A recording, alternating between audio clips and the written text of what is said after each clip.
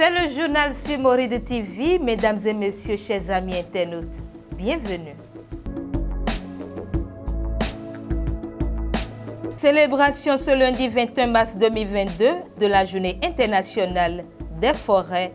Dans cette session d'information, vous suivrez l'entretien avec le lieutenant-colonel Caroline Hunkpetin. À vous. Quel régime alimentaire faut-il pour les personnes souffrant du diabète? Les éléments de réponse dans un court instant avec le diététicien Enoch Alaoutade. Et puis en fin d'édition, il sera question de la sécurité routière, notamment en ce qui concerne les camions poids lourds.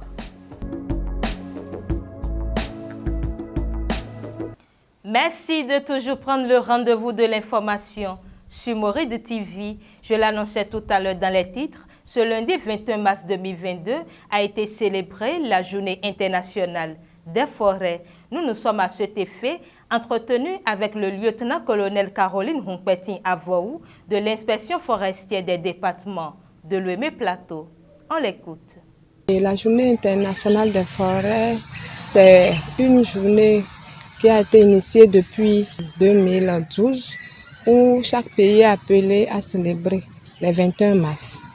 Et histoire de rappeler aux populations et au monde entier l'importance des forêts et également la multiplicité du rôle des forêts. Pour 2022, le thème retenu, c'est les forêts et une production et une consommation durable. Comme le dit le thème, une production et une consommation durable, cela nous interpelle dans un contexte où les ressources se font de plus en plus rares. Donc, c'est important de trouver des stratégies pour utiliser ce peu de ressources judicieusement afin que et les générations actuelles et les générations futures puissent en bénéficier.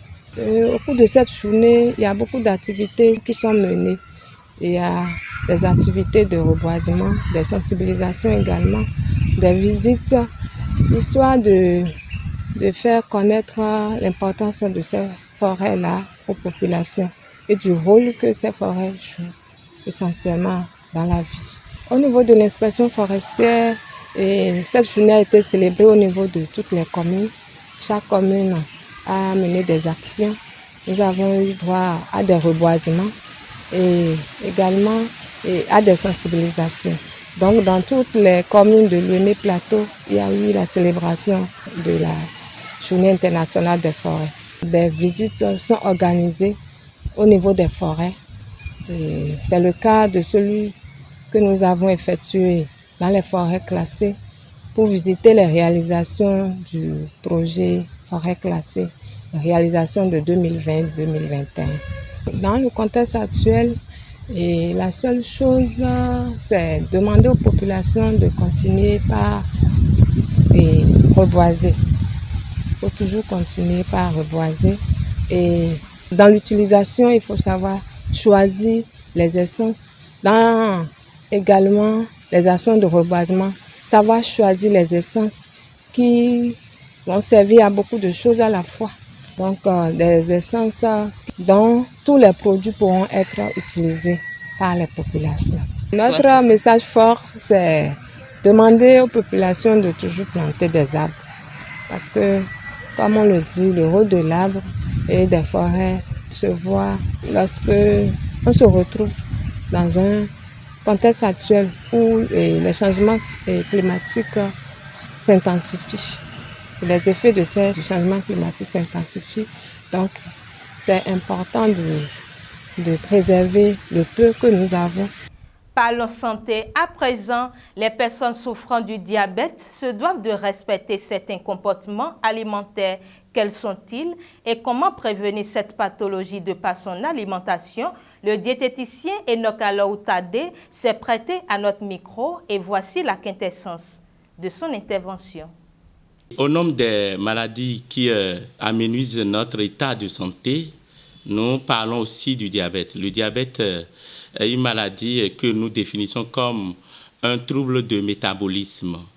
Alors, pour l'expliquer de façon terre à terre à tout le monde, je dois vous dire, comme quand on prend un véhicule, pour qu'il bouge, fonctionne, il faut du carburant. C'est la même chose pour notre organisme. Pour que l'organisme puisse répondre à ses fonctions, apporter la santé, de l'énergie, il faut que ce que nous mangeons se transforme en ce carburant que nous appelons le glucose. Alors, lorsque ce que nous mangeons se transforme en glucose, le travail n'est pas fini. Il faut une substance qu'on appelle l'insuline pour que ce glucose-là entre dans les cellules pour être brûlé. Alors, dans le cas du diabète, l'insuline fait défaut. Et c'est là où nous distinguons deux types de diabète. Il y a le diabète juvénile ou bien le diabète du type 1. On l'appelle aussi diabète insulino-dépendant. Alors, dans ce cas, les cellules d'insuline sont détruites, peut-être à cause d'un virus ou bien d'une prédisposition héréditaire. Et dans ce cas-ci, l'organisme manque d'insuline pour pouvoir utiliser, brûler l'énergie, le glucose. Donc, on parle de diabète du type 1. Le second type de diabète, c'est le type 2. Et ici, c'est les personnes obèses souvent, des personnes qui souffrent d'obésité, surtout abdominale. Et cette obésité est due à l'ingestion des aliments hypercaloriques.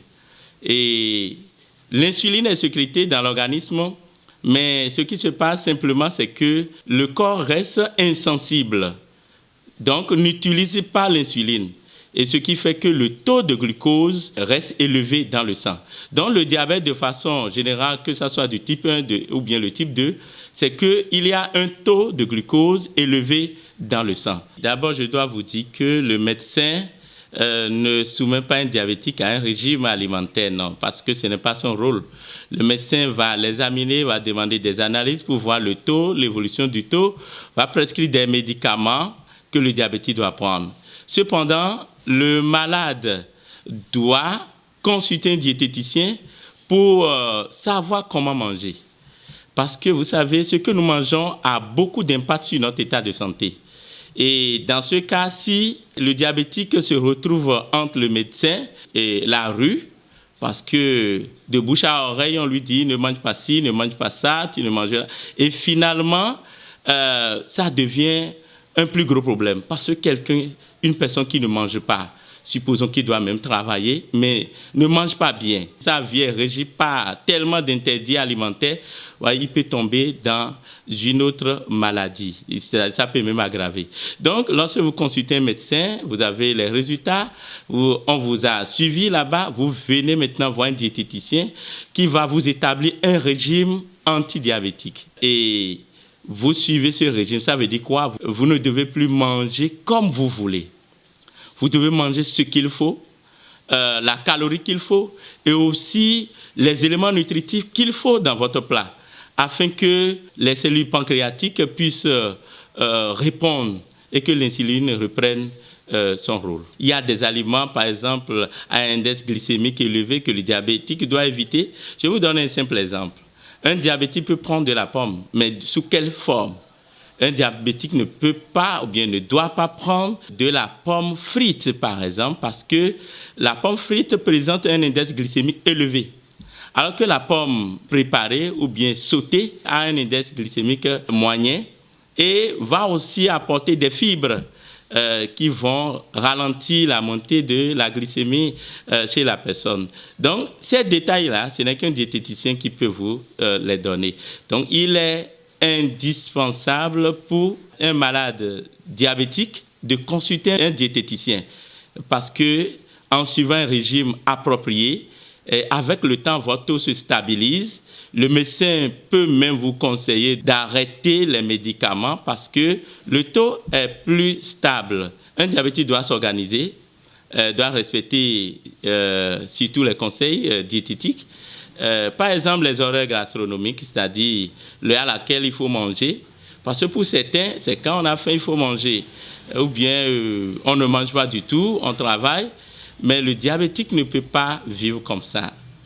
il y a des heures où il doit manger, il y a des heures où il ne doit pas manger. Un diabétique ne doit pas grignoter.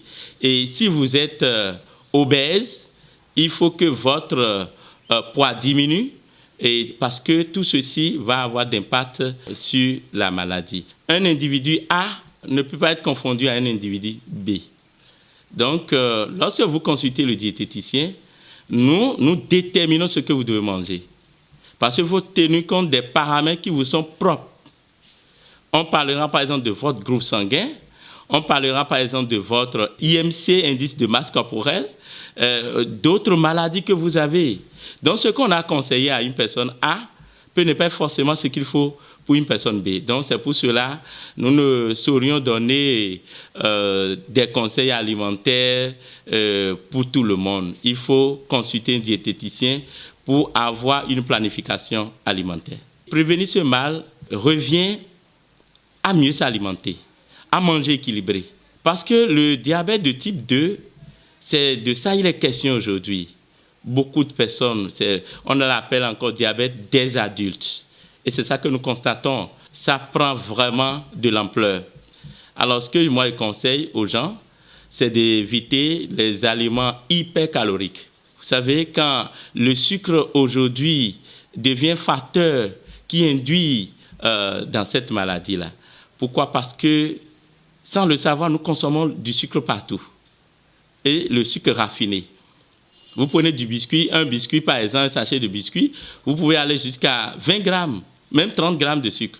Vous prenez une bouteille de boisson sucrée, jusqu'à 35 grammes de sucre. Et c'est ainsi que les calories que nous ingérons à l'organisme sont élevées.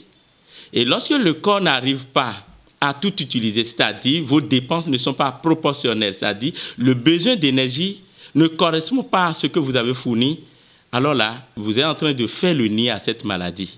Parce que déjà, vous allez commencer par l'hyperglycémie et parfois vous tombez. Donc, les premières étapes, c'est d'abord l'obésité, taux de cholestérol élevé, déjà l'hypertension qui commence par vous déranger et on vous détecte le diabète. Donc, il faut avoir une alimentation correcte. Manger les choses complètes, c'est-à-dire les céréales complètes. Aujourd'hui, on mange trop raffiné. Le raffiné, c'est les aliments industriels, les pâtisseries.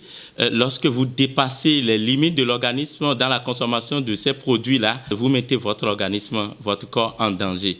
Donc, il faut réguler ce que vous mangez et faire de l'exercice physique. Parce que l'exercice physique permettra d'éliminer ce que vous n'avez pas pu éliminer par le travail. Manger aussi peu et léger le soir. Donc moi, je voudrais dire à la population de veiller sur leur alimentation.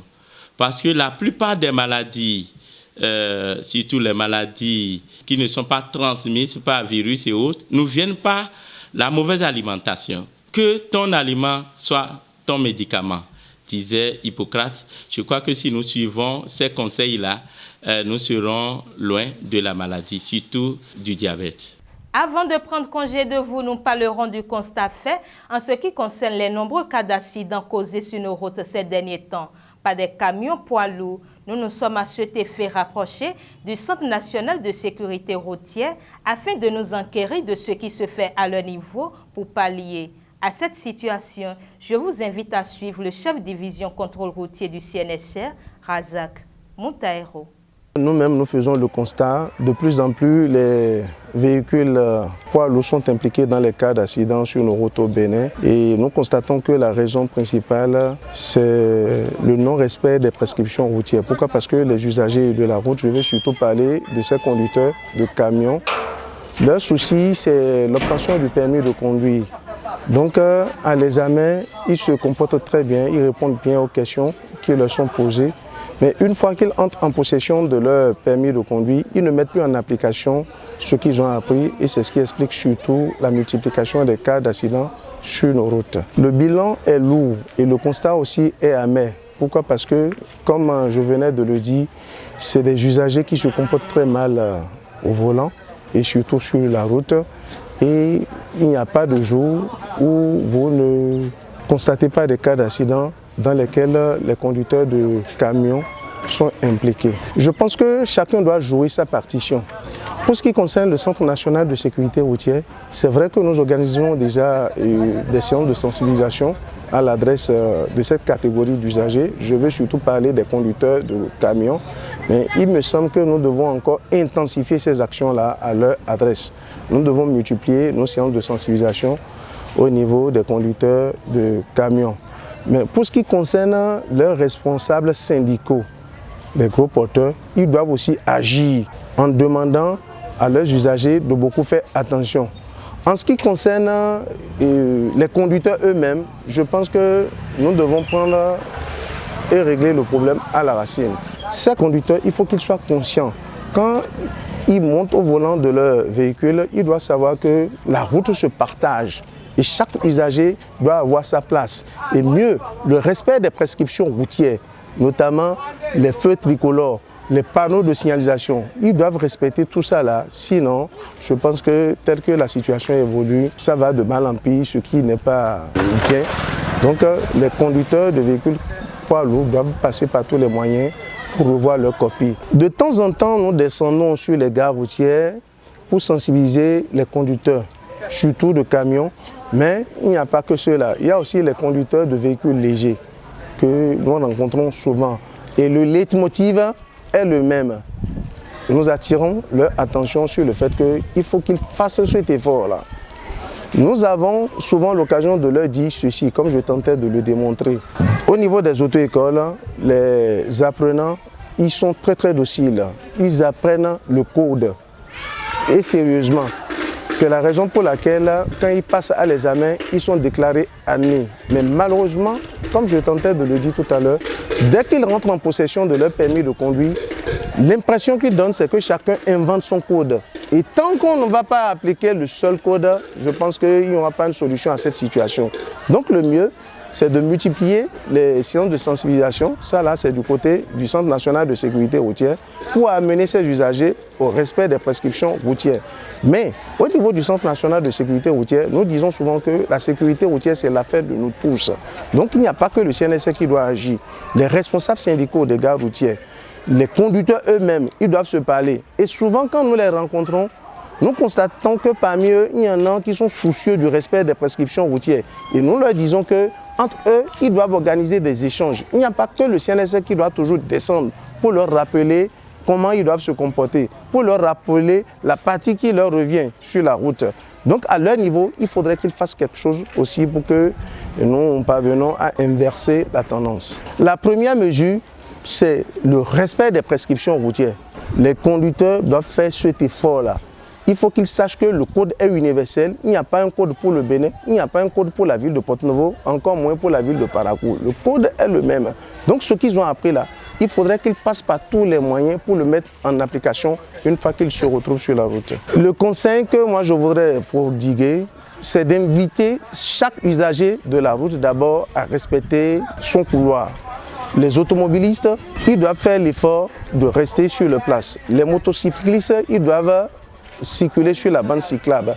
Mais le souci numéro 1 du Centre national de sécurité routière, c'est comment passer par tous les moyens pour faire baisser le taux des accidents de la route. Et on ne pourra jamais atteindre cet objectif tant que les usagers ne vont pas mettre en application ce qu'ils ont appris. Donc, les usagers de la route sont invités au respect strict des prescriptions routières pour que l'objectif soit atteint, c'est-à-dire 0 accident sur les routes au Bénin.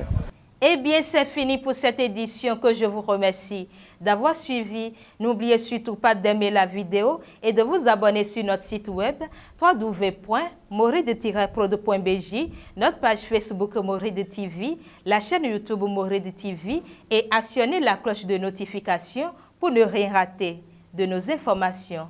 Merci et à la prochaine.